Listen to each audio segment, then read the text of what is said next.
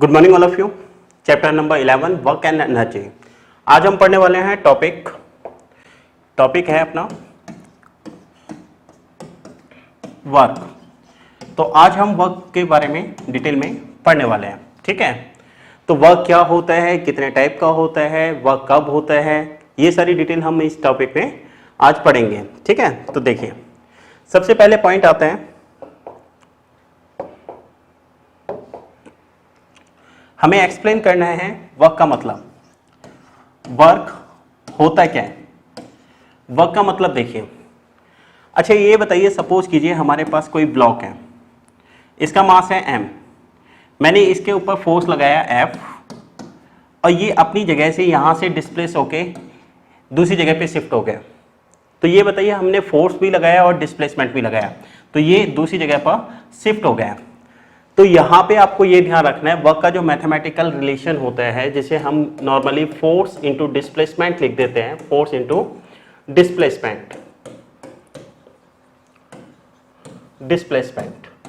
हम normally work को क्या लिखते हैं, फोर्स इंटू डिस्प्लेसमेंट, ठीक है। अब पॉइंट ये आता है कि ठीक है, फोर्स इंटू डिस्प्लेसमेंट है, वर्क के लिए आपको ये ध्यान रखना है, फोर्स और डिस्प्लेसमेंट दोनों चीज़ों का होना जरूरी है, दोनों फिजिकल क्वांटिटी का होना जरूरी है। अगर सपोज कीजिए ऐसा हो कि हमने फोर्स नहीं लगाया और सिर्फ डिस्प्लेसमेंट हो रहा है, तो वर्क नहीं माना जाएगा।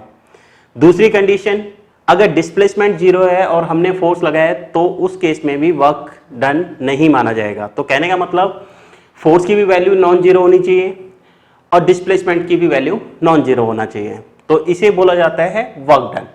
तो इसकी स्टेटमेंट क्या होगी, if we displace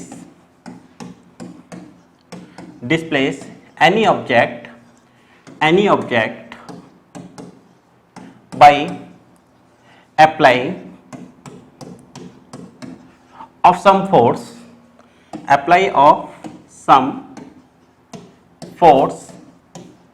then work is done, ठीक है। तो अगर हम फोर्स लगा के किसी ऑब्जेक्ट को एक जगह से दूसरी जगह पर डिस्प्लेस कर देते हैं, तो उस केस में क्या कहा जाता है कि हमने वर्क किया है, ठीक है। अगला पॉइंट, अच्छा ये बताइए, पॉइंट आता है वर्क के केस में, अगर हमें इसे मैथमेटिकल रिजल्ट की फॉर्म में लिखना है, तो हम कैसे लिख सकते हैं। तो उस केस में हम इसे Fs cos थीटा इस टाइप से लिख सकते हैं। अब पॉइंट ये आता है कि एनसीईआरटी बुक में cos थीटा के टर्म में तो नहीं दे रखा, उसमें तो सिंपल से सिर्फ Fs दे रखा है। तो आपको ये ध्यान रखना है, देखिए ये सपोज कीजिए कोई ब्लॉक है, इसके ऊपर हमने फोर्स लगाया F और ये डिस्प्लेस हो रहा है इस वाली डायरेक्शन में, तो ये ब्लॉक अपनी जगह से शिफ्ट होके इस वाली जगह पर शिफ्ट हो गया है, ठीक है। m क्या है, यहाँ पे ब्लॉक का मास है। अब एक बात बताइए, F और S में एंगल कितना बन रहा है। थीटा का मतलब होता है एंगल बिटवीन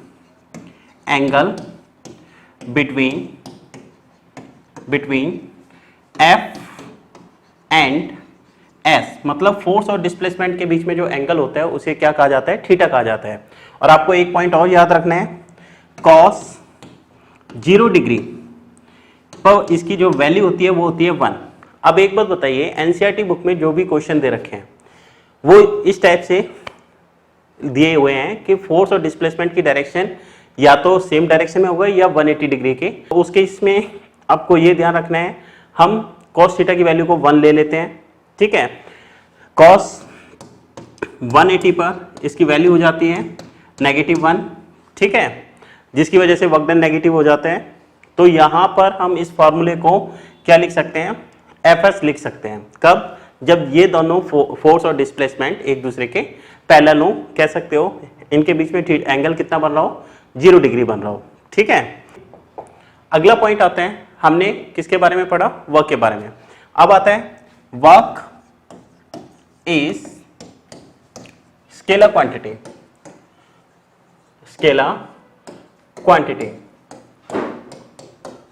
वर्क क्या होता है, वर्क स्केलर क्वांटिटी होता है।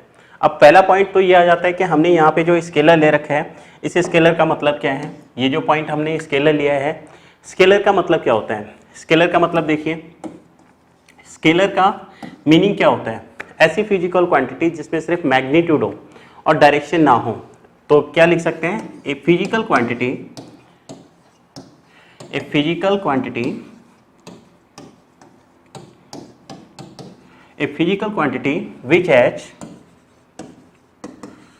which has only magnitude but no direction। कोई भी फिजिकल क्वांटिटी जिसमें सिर्फ मैग्नीट्यूड हो और डायरेक्शन नहीं हो उसे क्या बोला जाता है? स्केलर। और वेक्टर में क्या होता है? उसमें मैग्नीट्यूड और डायरेक्शन दोनों होते हैं। ठीक है, तो वर्क यहाँ पे क्या आ रहा है? स्केलर आ रहा है। तो पहला पॉइंट तो आपको ये याद रखना है। ठीक है, अगला point, SI unit of work की SI यूनिट क्या होती है बताइए? SI unit of work is joule. Work की SI यूनिट क्या होती है? जूल होती है। ठीक है, और CGS यूनिट ऑफ वर्क की CGS यूनिट क्या होती है बताइए? वर्क की CGS यूनिट होती है अर्ज। ठीक है, अर्क। अच्छा, नेक्स्ट पॉइंट आते हैं। नेक्स्ट पॉइंट ये बताइए, what is the relation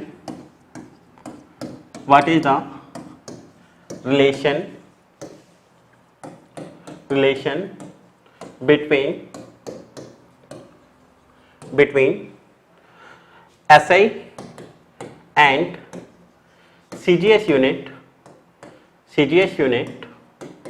of work की SI यूनिट और CGS यूनिट में क्या रिलेशन हो सकता है? तो देखिए, पहले तो ये बताइए वर्क का फॉर्मूला क्या होता है? वर्क का फॉर्मूला है फोर्स इनटू डिस्प्लेसमेंट। लिख सकते हैं ऐसे? ठीक है। अच्छा, ये बताइए वर्क की SI यूनिट क्या है? जूल। ये बताइए फोर्स की SI यूनिट क्या होती है? न्यूटन। ये बताइए डिस्प्लेसमेंट की SI यूनिट क्या होती है? मीटर। बोलो। तो 1 जूल को हम न्यूटन मीटर भी लिख सकते हैं। 1 जूल किसके बराबर होता है? न्यूटन मीटर के बराबर होता है। अच्छा, एक बात बताओ, पॉइंट आता है फोर्स का फार्मूला क्या होता है? फोर्स का फार्मूला होता है मास इनटू एक्सेलरेशन। अच्छा, ये बताइए फोर्स का 1 न्यूटन किसके बराबर हो गया? मास की यूनिट क्या होती है? केजी, और एक्सेलरेशन की यूनिट क्या होती है? मीटर पर सेकेंड स्क्वायर। ठीक है, ये इसकी यूनिट होती है। तो हमने क्या किया, 1 जूल इक्वल टू न्यूटन की जगह ये वैल्यू पुट कर दो, केजी 1 केजी मीटर, 1 मीटर पहले से है तो कितना हो गया? Metre square upon second square. हम इसे इस टाइप से लिख सकते हैं। ये किसकी वैल्यू है? 1 जूल की वैल्यू है। और ये किस में है? SI सिस्टम में। इन CGS सिस्टम, अब ये बताइए CGS सिस्टम में जो हम 1 अर्ग लिखते हैं, तो ये बताओ CGS सिस्टम में मास को किस में मेजर किया जाता है? ग्राम में। तो ये बताइए यहाँ पे आएगा 1 ग्राम। मीटर को किस में मेजर किया जाता है? डिस्टेंस को सेंटीमीटर में, तो ये हो गया सेंटीमीटर स्क्वायर। और टाइम को किस में मेजर किया जाता है? सेकेंड में। तो इसे इसी टाइप से लिखा जा सकता है। ये है इक्वेशन नंबर 1 और ये है इक्वेशन नंबर 2। अब हमें क्या करना है? इक्वेशन फर्स्ट को इक्वेशन सेकंड से डिवाइड करना है। इक्वेशन फर्स्ट को किससे डिवाइड करना है? इक्वेशन सेकंड से। तो देखिए क्या आता है, ये बताइए 1 joule upon 1 earth equal to, यहाँ पे क्या लिखा हुआ था? देखिए kg metre square upon second square, kg metre square upon second square.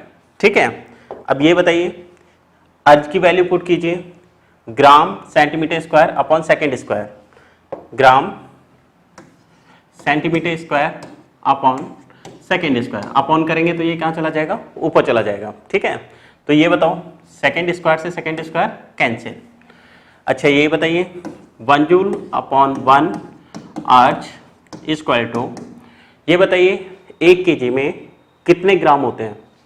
तो 1 केजी में होते हैं 10 की पावर 3 ग्राम। 1 मीटर में कितने सेंटीमीटर होते हैं? तो 1 मीटर में होते हैं 100 सेंटीमीटर इसका स्क्वायर अपॉन ये कितना बचा, ग्राम सेंटीमीटर स्क्वायर, इसे इस टाइप से लिखते हैं।